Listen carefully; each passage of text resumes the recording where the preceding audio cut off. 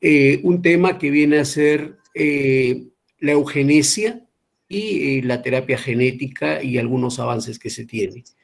Entonces, trataremos un poco de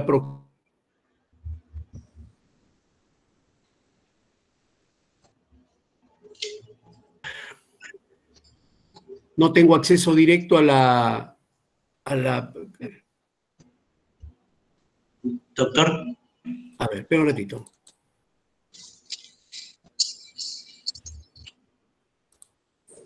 No sé si pueda ver en este momento mi pantalla. A ver. Sí, doctor. Estamos viendo su video. Tendría que ingresar a compartir pantalla. A ver, ¿ahí se está viendo? Porque yo no lo veo ahí. No, solamente vemos el video. Ya. Tiene que entrar hay un cuadradito en la parte inferior derecha que dice presentar ahora, y ahí haga clic y ahí escoge pantalla completa y luego posteriormente proyecta su pantalla. Espera.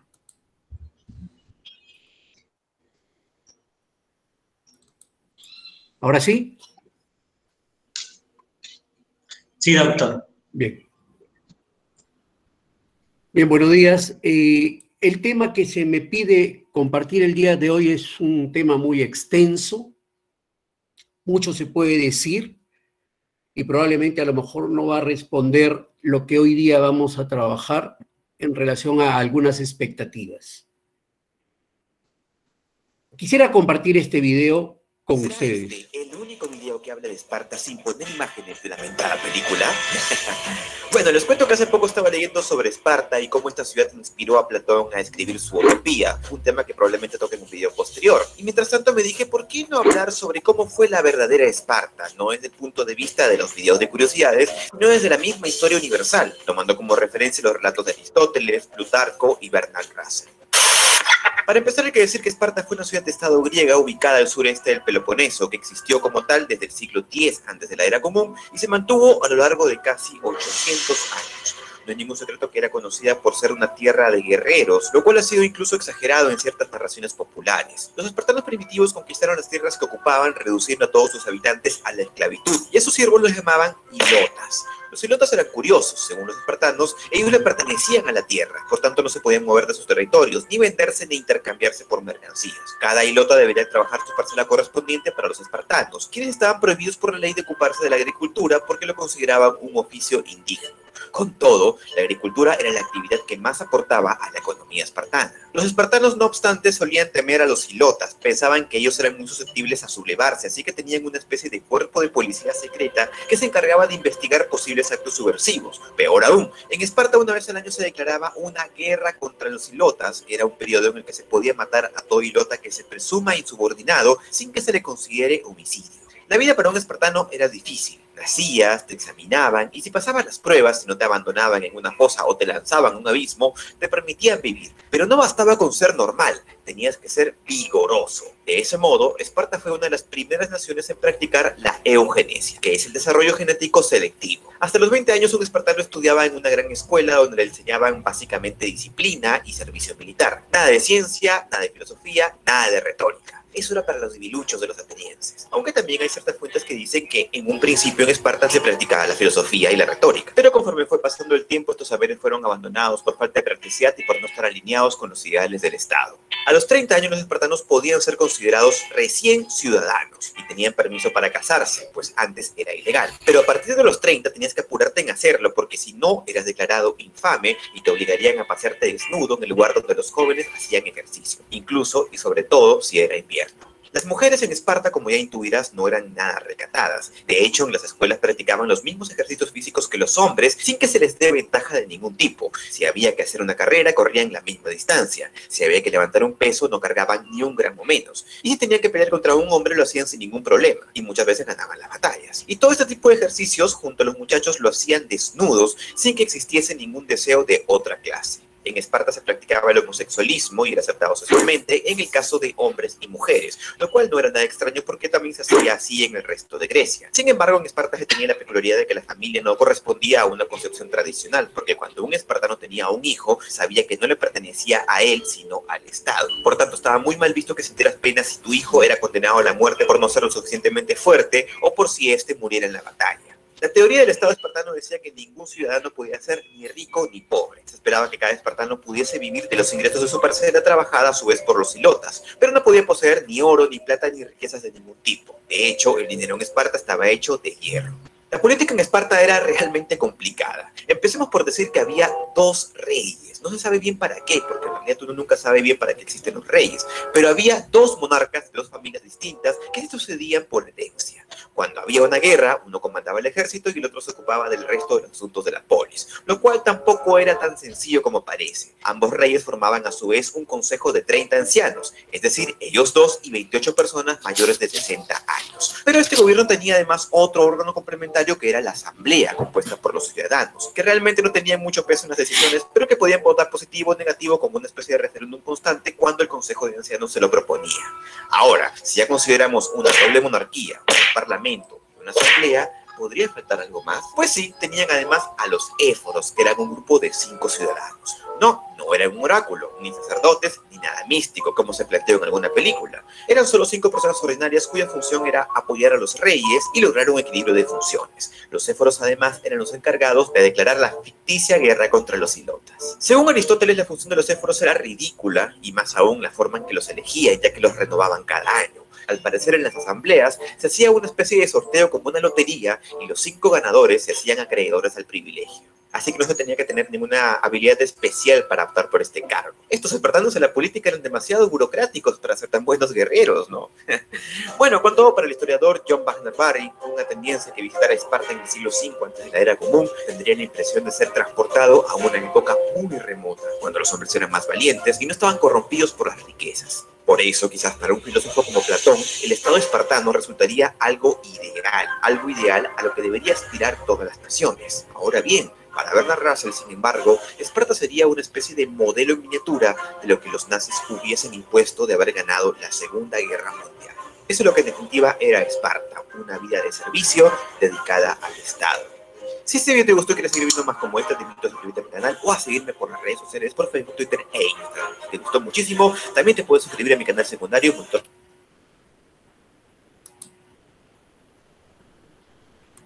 Bien, este video, para darle forma a este tema que hoy día estamos tocando, que lo veo en comparación a la ponencia que ha hecho la doctora, estaría más ligado a lo macro, que tiene que ver con estos aspectos que estarían relacionados con la ética. Podríamos sacar conclusiones interesantes del video. Me hubiese gustado escuchar la participación activa de cada uno de ustedes, pero son algo de 100 y tanto de participantes en este momento, que mejor lo dejaríamos para el momento del debate. Entonces, como hemos visto, ya tenemos la idea del origen del término eugenesia.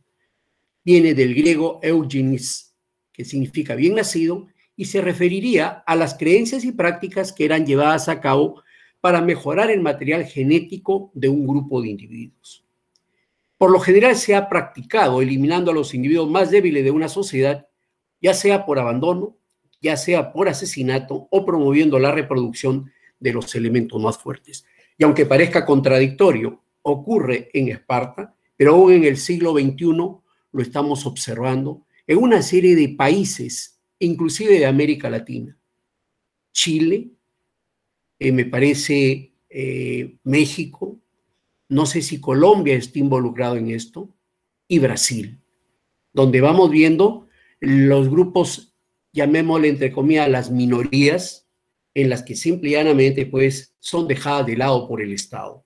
Y si bien hemos visto la aplicación práctica, más diríamos grotesca en lo que ha significado Alemania y en la época nazi, simple y llanamente continuaremos haciendo pues un análisis de este concepto. Ya lo hemos visto en el video.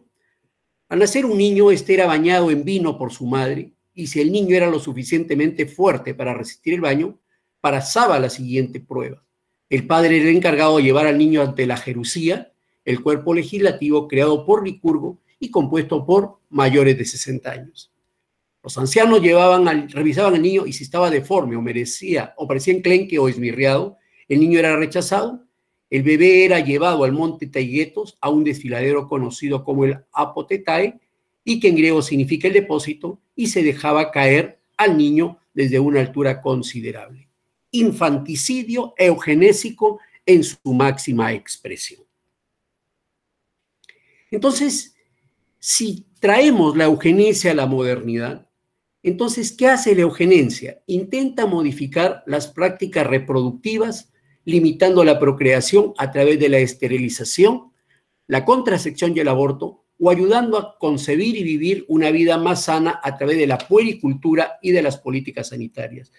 Había estado, en la medida que escuchábamos a la ponente, tratando de ir viendo qué cosa es lo que dice nuestro código ético, nuestro código jurídico en relación a estas medidas. En la forma más extrema llevó a la destrucción de la vida, exterminando razas inferiores, eutanasia o muerte piadosa de discapacitados. Y así como vemos que existen animales que tienen la tendencia a la extinción, perdón. Hermano, estoy dictando clase, pues te llamo. Ya, ahorita la llamo, ya, gracias.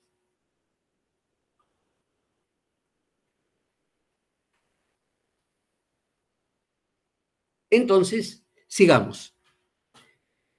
La eugenesia siempre tuvo una lógica evaluativa. Algunas vidas humanas eran más valiosas que otras para el Estado, para la nación, la raza, las generaciones futuras, y los eugenistas se esforzaron en implementar esas prácticas de manera diferenciada. Y aquí valdría la pena hacer una reflexión de una triste frase que fue emitida, no me acuerdo si fue a mediados del año pasado o inicios de este, donde la directora del Fondo Monetario Internacional se expresaba como que no había sentido que las personas de la tercera edad vivieran, así como en Japón una autoridad emitía argumentos parecidos. ¿Será que la eugenesia realmente, con todo lo que significa el COVID-19 y donde encontramos un grupo de riesgo, que son las personas de la tercera edad, estarían en camino a esto? Tantas cosas podríamos decirnos de este concepto que estamos analizando. La idea de la eugenesia se va a ir difundiendo rápidamente desde la década de 1880 hasta alcanzar su popularidad entre los años 20 y 30 del siglo pasado. Prácticas y arraigo variaron según geografía y época, y con manifestaciones nacionales y regionales que van compartiendo un lenguaje y objetivos comunes. La emergencia del nacionalismo, cambios tecnológicos y formas de concebir la población en términos de ciudadanía, fuerza de trabajo y conjunto de aptitudes van combinándose para un contexto a las ideas de lo que va a significar Francis Galton, un personaje muy cercano a Darwin, que vivirá entre los años 1822 y 1911, dando origen a un curioso término llamado el darwinismo social, que hablaremos algo dentro de un momento. Eugenesia, palabra inventada por el científico inglés Francis Galton, pero ya lo encontramos en Esparta. Surge en la era de la ciencia hereditaria moderna y corresponde a un largo proceso de una transformación intelectual y social de fines del siglo XIX. Aquí hay una gran influencia de leyes biológicas sobre la evolución humana. Galton acuña entonces este término en su libro El genio hereditario y lo hizo desde una óptica positivista, totalmente influenciada por los postulados de su familiar que era Darwin. Emprende intentos de encontrar y perpetuar características genéticas más inteligentes, es decir, una selección planificada para el mejoramiento humano. En definitiva, lo que comentábamos, la aplicación de las ideas evolutivas a la sociedad humana y que tendríamos interesantes discípulos como sería Hitler y el nazismo, que justamente él pondría en práctica en Alemania. Movimiento que busca la superación de la raza humana o la preservación de la pureza en ciertos grupos particulares. Trataremos de ir aclarando lo que nos dice este pequeño reportaje. Eugenesia, un asunto nuevo.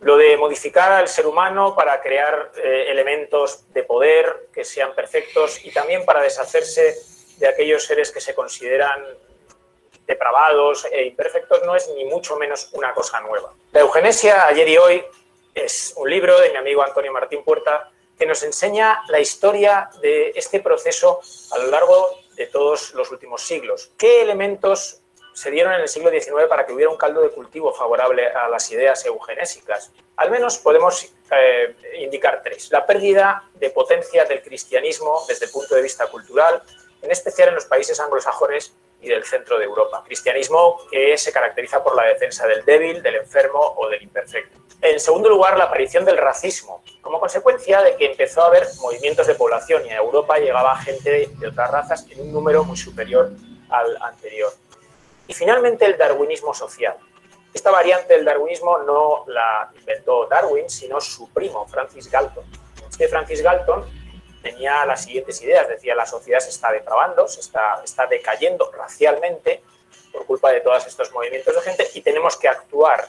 La selección natural en el hombre ya no funciona porque está alterada por la sociedad, el propio Estado tiene que recuperar el vigor de la raza y, por tanto, hacer leyes que impidan que entren características no deseables en los seres humanos. Y a partir de ahí empezaron a surgir las sociedades eugenésicas en Europa que publicaban sus revistas y a las que se apuntaba todo el mundo, no solamente políticos y mandatarios de regímenes autoritarios como los comunistas ya entrando el siglo XX y luego los nazis, sino muy eminentes socialistas, socialdemócratas, conservadores, incluso muchas feministas. La lista es enorme, viene en el libro y podemos citar a H.G. Wells, podemos citar al propio Winston Churchill, y mira que lo siento, en fin, gente muy conocida que aceptó este tipo de ideas. Con toda esta aceptación social de la eugenesia, con todas esas leyes que empezaron a hacerse para esterilizar a las personas deficientes o con problemas, esterilizaciones que, por cierto, en algunos países de Europa, como en Suecia, han llegado a hacerse hasta los años 70 del siglo XX, y también las leyes de discriminación racial que hubo en Estados Unidos y que estuvieron vigentes hasta los años 60. ¿Qué es lo que pasó para que al final la eugenesia se detuviera y no siguiera teniendo esta aceptación?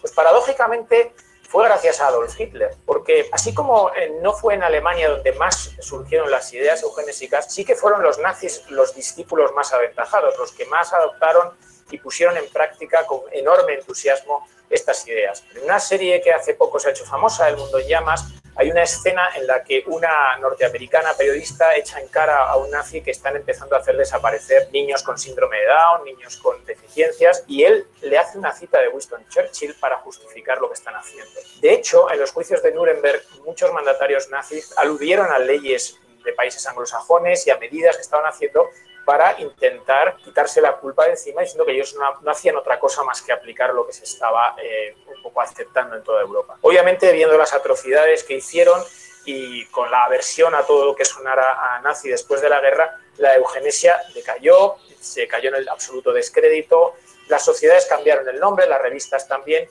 y poco a poco se dejó de hablar del asunto. Pero hoy día la cuestión vuelve a preocupar. Ya hemos hablado a veces de los nuevos medios de edición génica que van a permitir corregir algunas enfermedades genéticas y son una gran esperanza para mucha gente. Consiste, bueno, pues en cortar el ADN y reparar genes defectuosos en personas adultas que a veces con un solo gen en malas condiciones tienen consecuencias fisiológicas terribles. Pero esta misma tecnología también se puede utilizar para intentar diseñar seres humanos. Y bajo el paraguas amable de querer decir que no se transmitan nuevas enfermedades o que los padres puedan tener hijos más parecidos a ellos y cosas parecidas, quizá estamos asistiendo al nacimiento de una nueva forma de eugenesia, probablemente en este caso no motivada por motivos políticos y de intento de cambio social, sino meramente por motivos económicos. Tendremos que estar atentos para saber discernir cuando un gran avance se puede utilizar bien o se puede utilizar de una forma enormemente dañina y denigrante para la humanidad.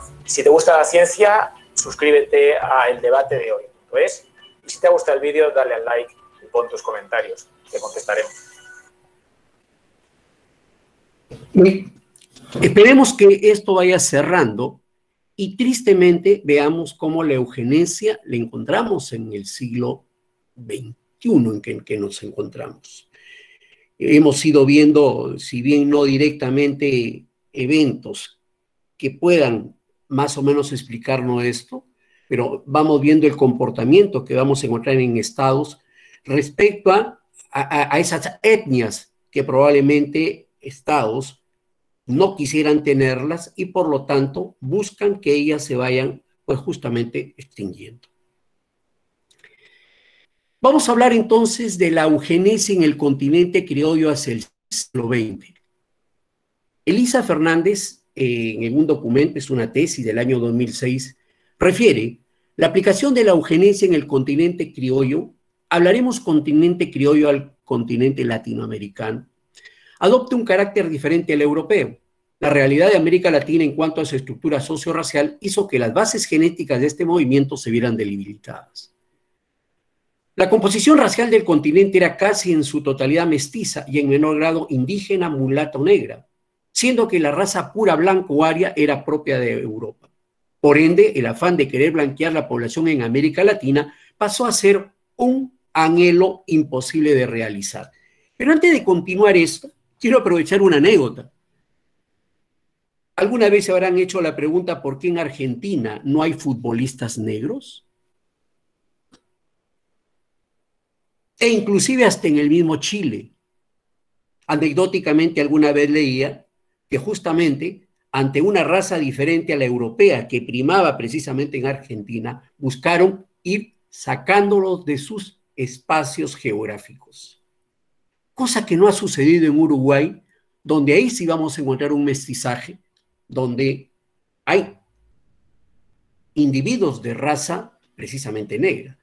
En nuestro Perú indudablemente no ha ocurrido eso, no ha ocurrido en Ecuador, no ha ocurrido en Colombia, pero sí ha sido interesante este fenómeno anecdótico que hemos ido observando en Argentina.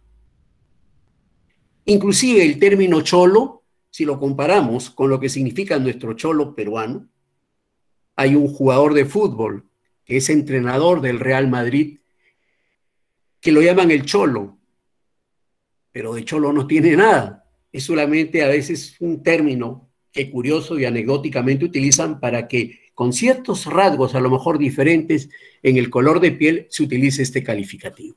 Pero sigamos en la línea de lo que se encuentra acá. Entonces, vamos a hablar ahora de Nicholas Agar. Nace en el año 1965 en Australia, vive en la actualidad, trabaja en una universidad de Nueva Zelanda y él es el que propugna la eugenesia liberal. Es el autor que vamos a tratar de coger algunas ideas para poder explicar su propuesta. ¿El qué cosa plantea? Habla de la diferencia de los planes de vida de las capacidades. Así, para evitar lo que se llama la eugenesia autoritaria, dice que se deberían respetar los planes de vida de las distintas personas. Y afirma que los ingenieros genéticos solo podrán intervenir las capacidades que serían las propiedades que ayuden a lograr ese plan de vida. Los intereses de su principal investigación son en el campo de la ética de la nueva genética. Y la eugenesia moderna es la implementación de políticas y programas de gobierno, lo cual viene directamente relacionado con el afán que hay ideologías políticas de por medio que tratan de legitimar para fundamentar acciones de planteamientos científicos que se entenderían como neutrales y gozarían de una gran aceptación y credibilidad. Ya hemos escuchado cómo en el video que me antecede a esta parte encontrábamos cómo dirigentes y líderes políticos de Europa de alguna manera se aliaban a esta propuesta. En el desarrollo de la genética moderna se va a dar origen en el siglo XX a movimientos eugenistas que defendían políticas intervencionistas desde el Estado para mejorar la raza o conseguir la pureza de las naciones. Así, el control de las migraciones, impidiendo la entrada de determinados grupos sociales a ciertas regiones, o también se estimulaba la inmigración de otros pueblos para conseguir el llamado blanqueamiento. En el nivel educativo, se privilegia la educación de unos en desmedros de la educación de otros, generalmente fundamentado en su herencia. Se practican abortos, motivados por la valoración fenotípica que el Estado hacía de los padres, infiriendo que el hijo heredaría tales características. se establece el criterio del certificado médico prenuncial como control para poder prohibir uniones de parejas que tenían algún tipo de enfermedad o defecto. Se hacen programas de esterilizaciones forzadas. Se encierran en lugares especiales a personas que padecen alguna enfermedad con el fin de que éstas no se reproduzcan. Se realizan genocidios con el fin de exterminar una raza o grupo social como si de una plaga se tratara. Antes de terminar esta parte, dos cosas. Si vemos políticas de gobierno, de estos ejemplos que he mostrado, en el ámbito educativo es una realidad en nuestro país. En el trayecto de cerca de 50 años, donde teníamos que era una educación que era accesible a todo el mundo, se produce un golpe de Estado y desde ese momento la educación comenzará a entrar en declive. Se van a observar cómo la educación pública, que tenía muy bien, diríamos, soporte, precedidos por un gobierno, que fue el gobierno de Odría, para tener unos gobiernos en los actuales que van privilegiando la educación en unos pocos y simple y llanamente perjudicando al resto. En relación a los abortos, encontramos pues que en nuestro país hay una serie de leyes, el Código Civil lo contempla.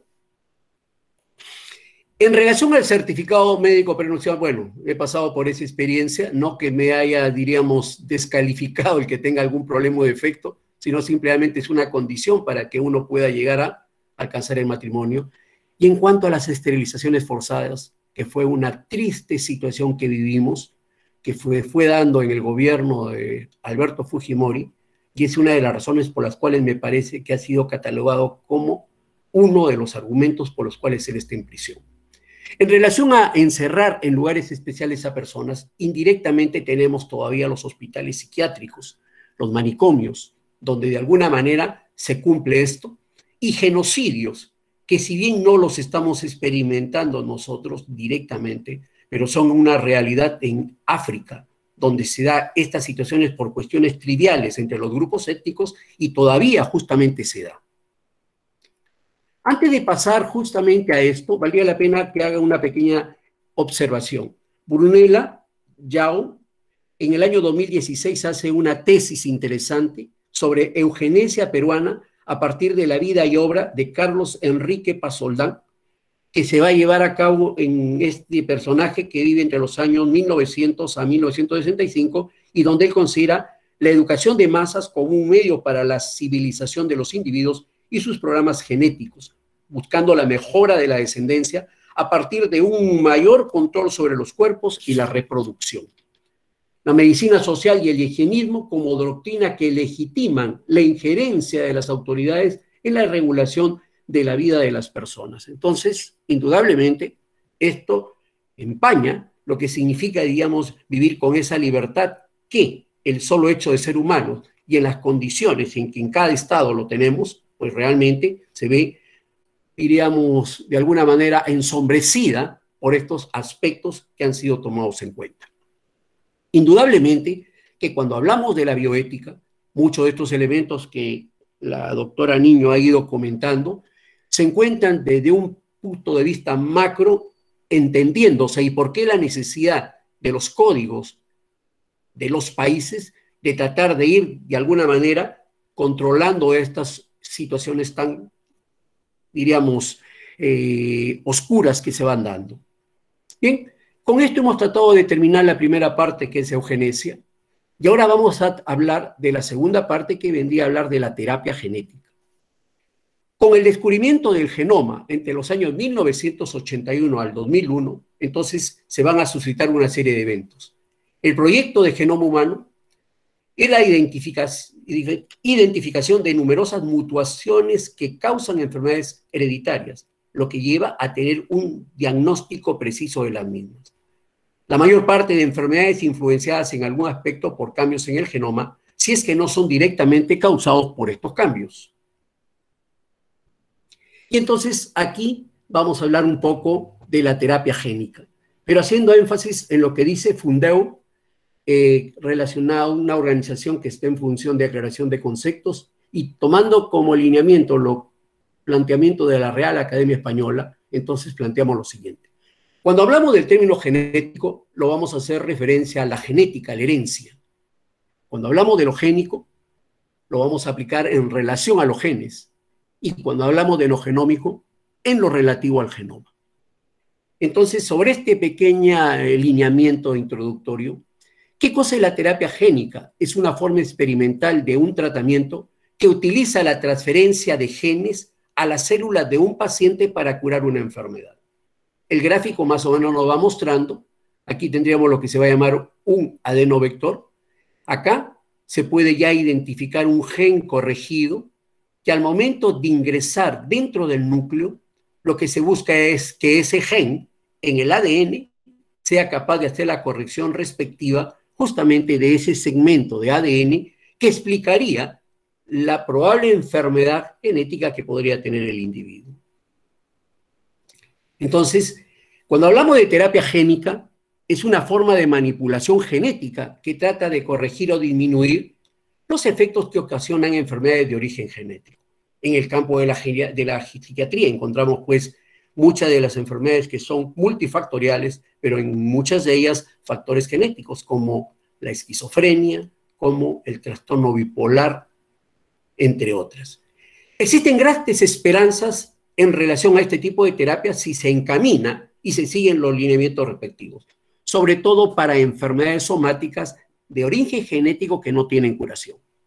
Pero así como hay toda expectativa de poder buscar la mejora en la salud de la persona que tiene esta problemática, también encontramos numerosas dificultades técnicas que no están del todo resueltas. Todavía no se ha demostrado una eficacia clínica y que se puedan producir daños irreversibles en el organismo. Por una parte, existe la necesidad de regular a través de protocolos que deben ser rigurosamente analizados por los comités de evaluación ética y científica, y por otro lado, la falta de un diálogo entre países para evitar una presentación exitista de la técnica en el mercado, sin mencionar sus dificultades inherentes.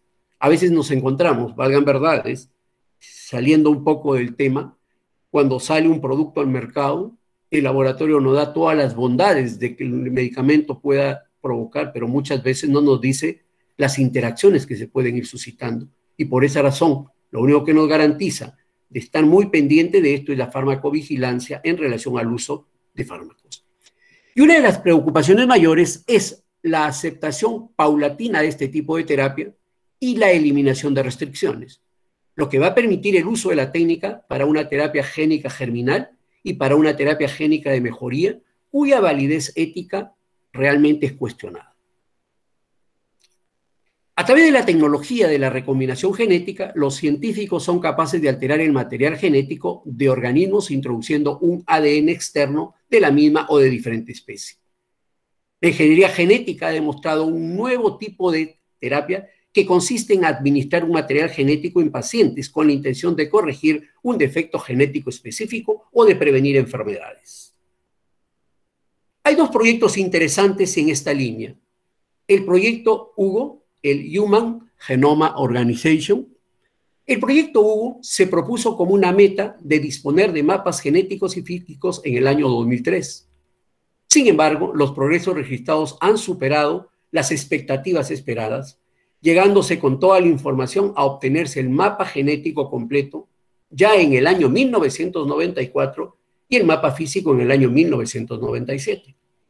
Actualmente se está trabajando en ubicar marcadores espaciados cada 100.000 bases y se ha iniciado la secuenciación a gran escala. El cumplimiento de este hito fue anunciado en el año 2000 por el presidente de Estados Unidos y el primer ministro de Gran Bretaña, según señala el Centro de Investigación sobre el Genoma Humano de los Estados Unidos. La secuencia total del genoma y sus variantes disponibles en el del año 2003 con un 99.9% de confiabilidad. Y por otro lado, el proyecto de diversidad del genoma humano.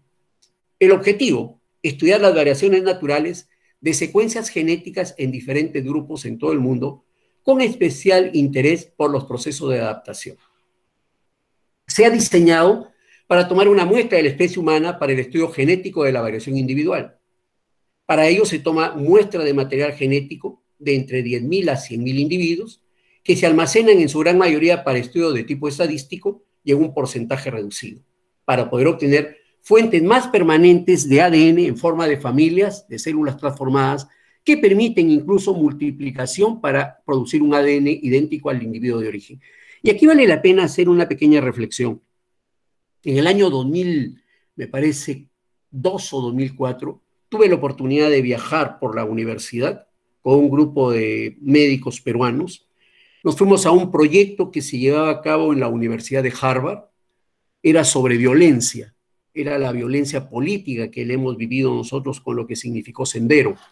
Entonces tuvimos la oportunidad de asistir a un entrenamiento de solamente una semana, y cuando llegamos nos dimos con la sorpresa pues de que los que éramos psiquiatras, los que nos trataban era recordar lo que es el conocimiento de la psiquiatría. Para los que no eran especialistas del área de psiquiatría era algo nuevo, pero lo más novedoso fue cuando tuvimos contacto con un psicofarmacólogo norteamericano. ¿Y él qué cosa planteaba?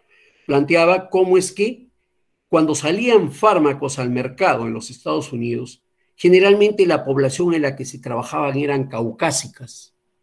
Y entonces, cuando se administraba un fármaco cuyo efecto estaba entre la dosis mínima terapéutica y la dosis mínima tóxica, entonces se obtenía el efecto alcanzado. Pero probablemente cuando se trabajaba en poblaciones como la peruana, como la boliviana, o a lo mejor como una población, no sé, italiana, entonces se encontraban que las dosis que ellos habían encontrado y que eran óptimas para la mejoría en algún síntoma eran diferentes. ¿Qué cosa es lo que hizo este psiquiatra? Comenzó a hacer un estudio del ADN de las poblaciones de los lugares donde esto había ocurrido. Y se observaba pues que los ADN eran diferentes, y eso probablemente explicaba cómo a partir del ADN se producían proteínas que iban a actuar como enzimas que al metabolizar precisamente los fármacos iban a tener una biotransformación diferente. El hallazgo interesante fue que el ADN más o menos peruano se aproximaba al ADN de algunos países centroamericanos, no recuerdo si era entre Guatemala y México.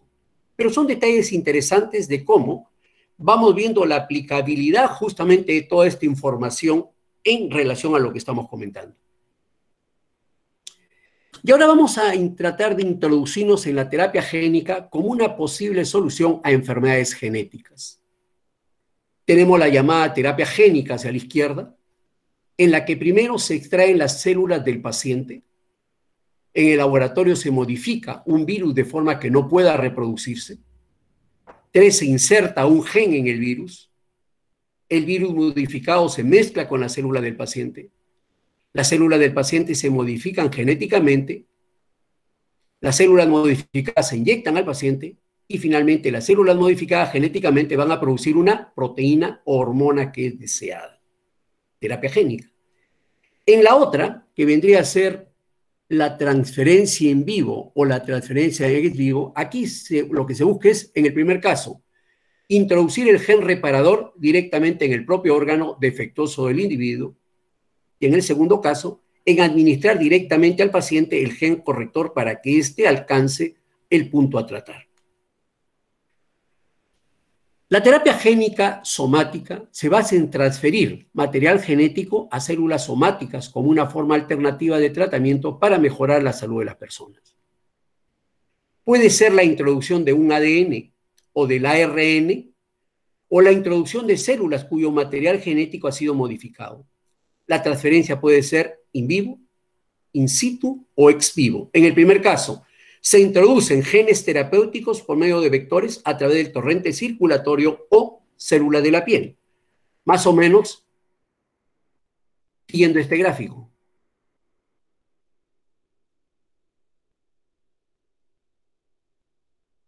In situ, cuando la modificación genética de la célula del paciente se realiza introduciendo los genes terapéuticos directamente en el órgano defectuoso. Y finalmente, ex vivo, consiste en transferir genes en células viables que han sido temporalmente removidas del cuerpo, las cuales van a ser reinsertadas en el organismo. Entonces, como resultado de estos estudios, entonces, ¿qué es lo que ha sucedido? Métodos físicos o químicos como la transmisión directa del ADN o de complejos de ADN o mediante un vector viral modificado de forma que no sea patogénico, entonces en el genoma humano se comienzan a desentrañar algunos mecanismos, como los siguientes: enfermedades monogénicas originadas por mutaciones en un solo gen que causan pérdida de la función de la proteína que codifican y son de naturaleza recesiva, o en enfermedades multifactoriales, en que varios genes están envueltos en la expresión de la enfermedad, por ejemplo, enfermedades coronarias, hipertensión y diabetes. Enfermedades adquiridas, como el cáncer, que es una enfermedad genética a nivel celular, y enfermedades neurológicas degenerativas como el Parkinson y el Alzheimer. Siempre en relación a estos proyectos de investigación del genoma, la terapia génica germinal. Las terapias en las células germinales han sido realizadas hasta ahora únicamente en animales. Técnicamente, la técnica en células germinales es más difícil que en las células somáticas, ya que se debe demostrar que no van a haber efectos adversos en el desarrollo. Y aquí se ha sugerido utilizar la terapia génica en células germinales para evitar algún tipo de inconveniente. Se ha sugerido utilizar la terapia génica en células germinales para evitar que se desarrollen enfermedades en futuros individuos. Aquí se podría ejercer la alteración genética en el cigoto o en el embrión en los primeros estadios del desarrollo antes del proceso de diferenciación celular y el desarrollo de órganos. Otro tipo de técnica es la técnica génica de mejoría. Aquí es previsible la posibilidad de ejercer alteraciones génicas no terapéuticas, intentando mejorar la condición genética del individuo al insertar un gen que mejore ciertas cualidades, como cuáles: la belleza, la inteligencia o la prolongación de la vida. Hoy en día no tenemos aún los medios técnicos para introducir cambios mencionados anteriormente, pero es posible que con la información que se está obteniendo por el proyecto del genoma y con el perfeccionamiento de la terapia génica, algunos de estos cambios sean más accesibles. Como un hecho anecdótico, un colega psiquiatra está clonando sus células, de tal manera que está esperando que en un futuro pueda él clonarse a sí mismo. Entonces, de alguna manera, aunque sea esto irónico y sea muy curioso, entonces podríamos decir que estaría intentando aplicar la terapia génica de mejoría. Con esta técnica génica de mejoría nos vamos, diríamos, a ser más realistas. ¿Qué cosa se buscaría? Mejorar el sistema inmunológico del cuerpo para resistir infecciones y cáncer. Reducir la necesidad del cuerpo de dormir sin perder la capacidad de atención cuando está despierto. Incrementar el poder de la memoria. Reducir tendencias agresivas y aumentar las tendencias a la generosidad y la paz. Retardar los efectos de la vejez y prolongar los años de vida. Con todo esto, nos vamos a una reflexión desde los ojos de la ética. En cuanto a la terapia génica somática, el problema ético dice encarnizamiento terapéutico, estimándose que solo los enfermos muy graves y sin otra alternativa podrían ser beneficiados por esta terapia en el estado actual de la técnica. La eficacia clínica no ha sido demostrada, no todos los tratamientos con terapia génica han sido exitosos, se ha visto que hay riesgo. Se han establecido comités de evaluación ética y de seguridad en la experimentación clínica. El uso de esta terapia sería apoyada por los principios de la bioética de autonomía, beneficencia y justicia. He tenido la desgracia de que hace aproximadamente 15 días he perdido a mi madre política, mi suegra, de un cáncer que fue diagnosticado en el mes de febrero, un cáncer de pulmón.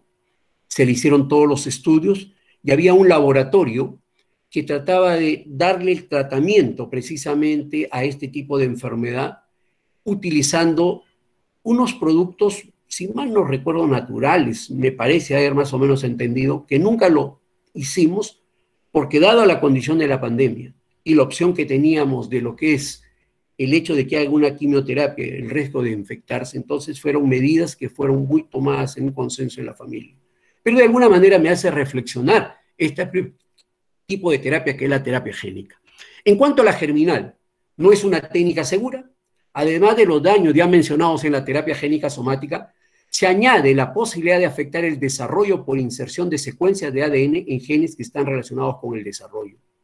Aquí el problema es el consentimiento informado. Tenemos derecho a decidir por las generaciones futuras. Se ha objetado que la terapia génica germinal viole la dignidad humana porque cambia el contenido genético. Afectaría la integralidad del patrimonio genético humano. Y finalmente, la terapia génica de mejoría, que nos plantea que hay dos consideraciones que diferencian la terapia génica somática de la mejoría genética y que afectan a la dignidad humana. El riesgo médico es mayor y aplicar la mejoría genética conlleva una serie de problemas difíciles de resolver.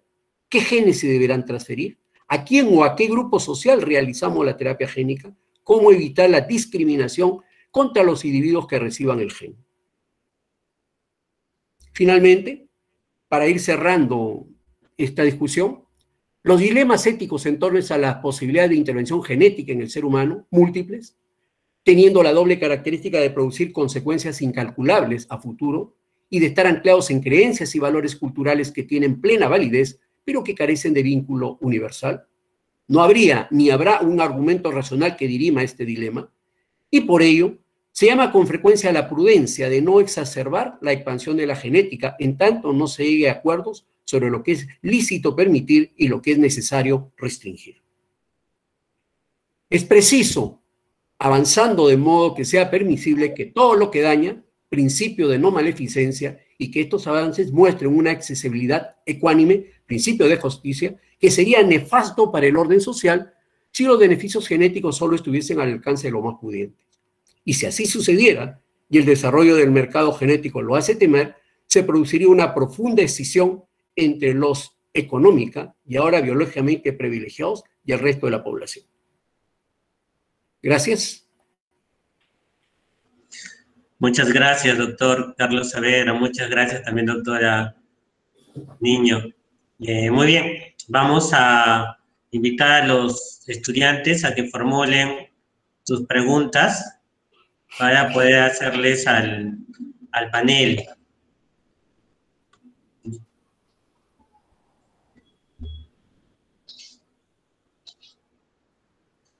Muy bien.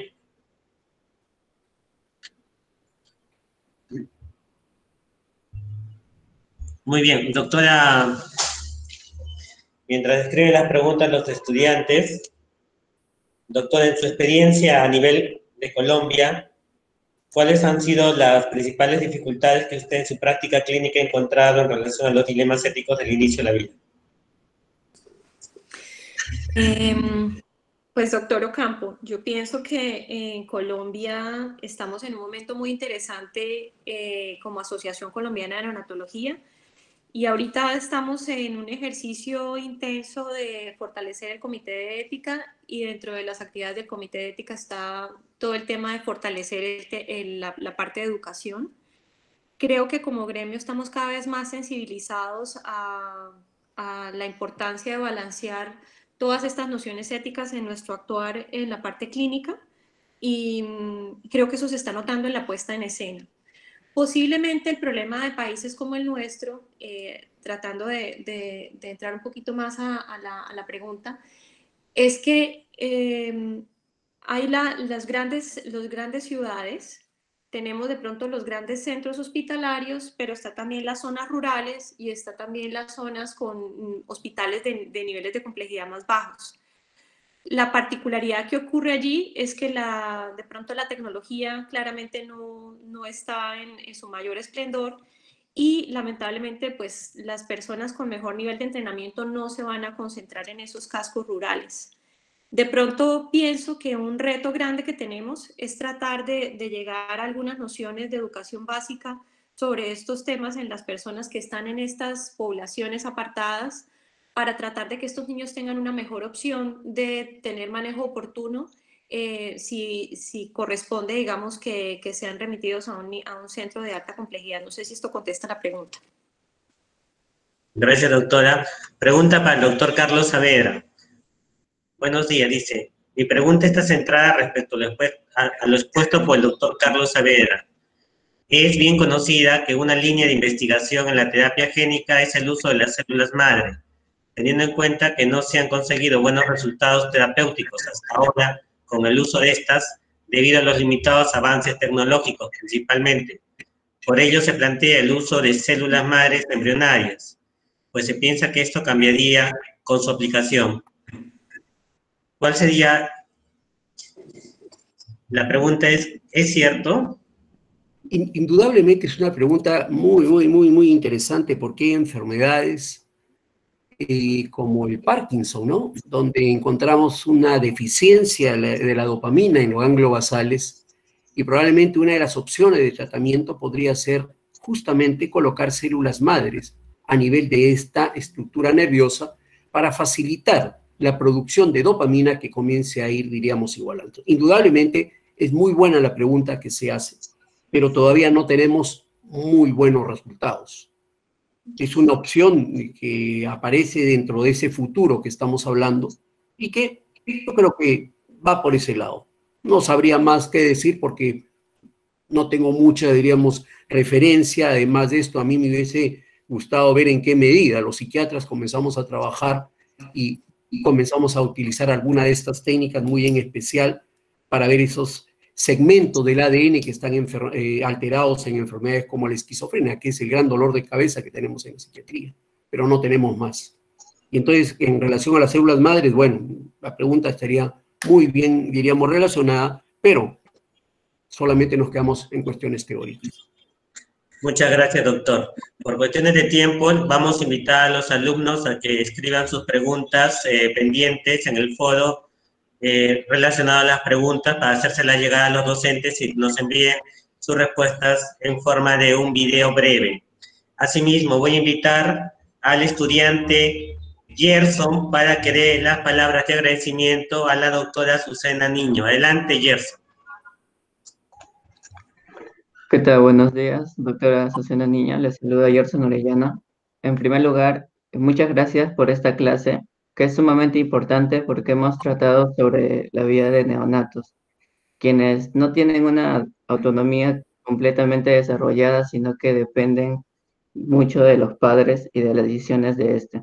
Y sobre todo, no solo hacer o enfocarnos en la sobrevida de estos pacientes, sino mejorar la calidad de vida y saber cuándo implementar un tratamiento o no, teniendo en cuenta que en la mayoría de los casos nos vamos a encontrar en la zona gris, como usted nos ha enseñado. Pero siempre debemos tomar en cuenta el interés superior del niño o del neonato.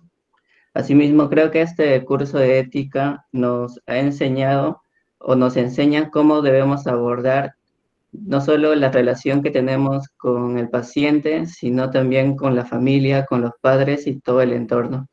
En parte de toda la promoción, muchas gracias y esperamos contar con usted en otras ocasiones.